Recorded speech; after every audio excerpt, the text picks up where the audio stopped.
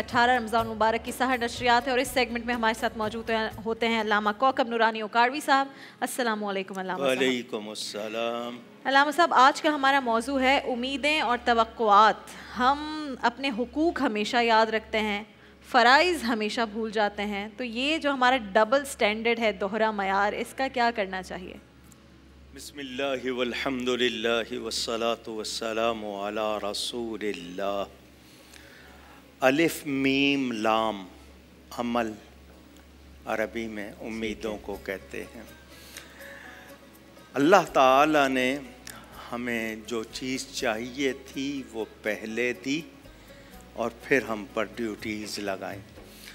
हमें करार पकड़ने के लिए, ठहरने के लिए ज़मीन चाहिए थी, वो पहले है, हम बाद में।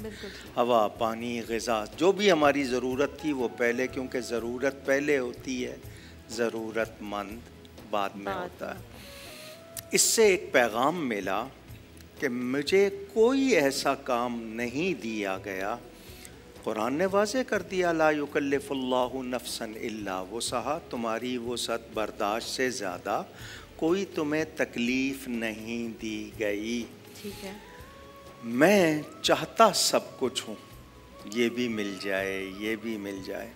अच्छा, दुनिया में हासिल करने के लिए मेरे सामने है, मैं दुनिया के किसी मुल्क में हूँ, मुझ पर कुछ पाबंदियाँ होती हैं।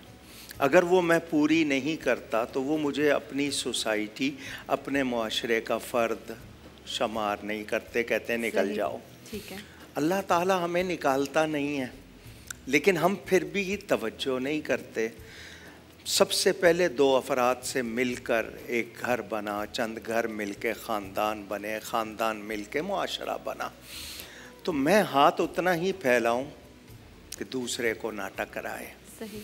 मुझे अपने लिए जो चाहिए, हमारे नबी पाक सल्लल्लाहु अलैहि वसल्लम का इरशाद, वो मोमिन नहीं है जो अपने लिए वही पसंद करे जो अपने भाई के लिए करे।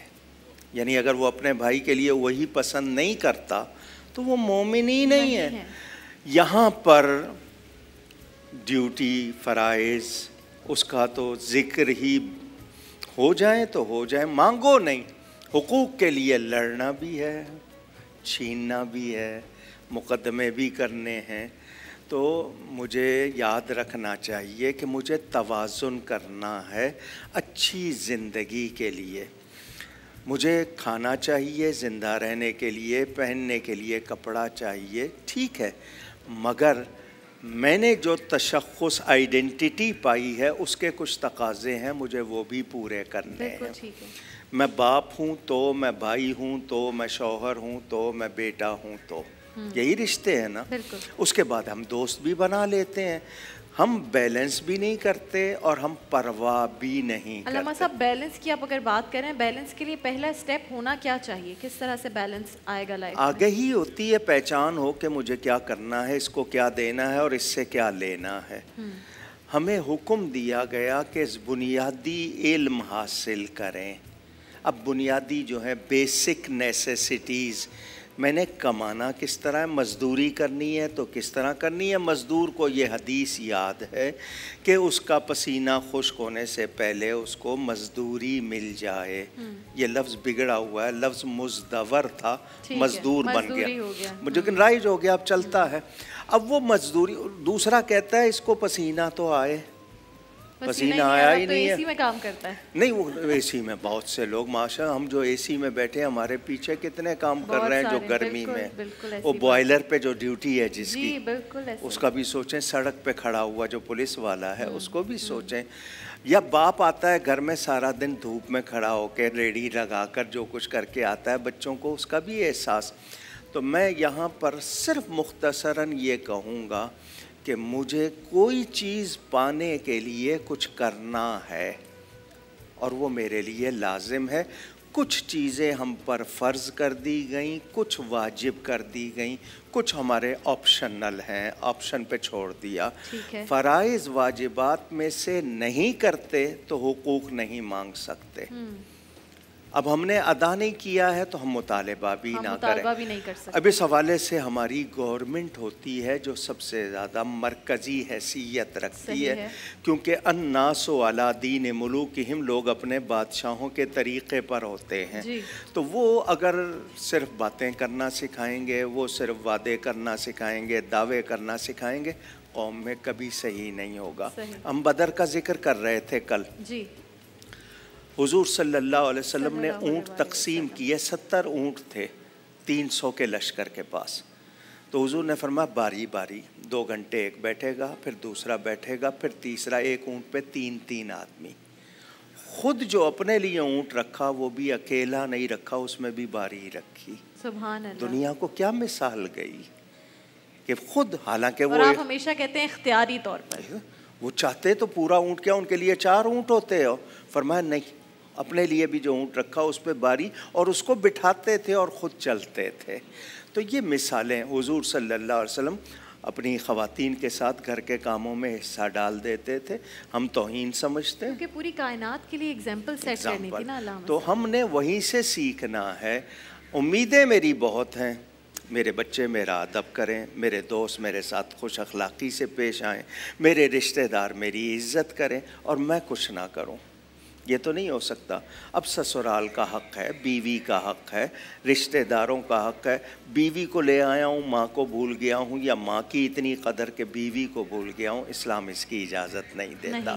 تو ہم نے آگہی کہ مجھے کون سے رشتے کا کتنا حق ہے وہ سیکھنا ہے, اور میرا اس پر کیا ہے کہ کیونکہ فقہ جس کو کہتے ہیں نا, ہمارے ہاں اردو میں فقہ کہتے ہیں. فقہ اس کے 2 لفظ ہیں, ما لہو و ما علیہ. اس کے لیے کیا ہے اور اس پر کیا ہے. اس کے لیے کیا ہے اور اس پر کیا ہے, یہ پورا علم ہے. فرائض کیا ہے. سبحان اللہ. تو اگر ایک طرف ہوگا تو پھر توازن کیسے ہوگا, بیلنس کیسے ہوگا.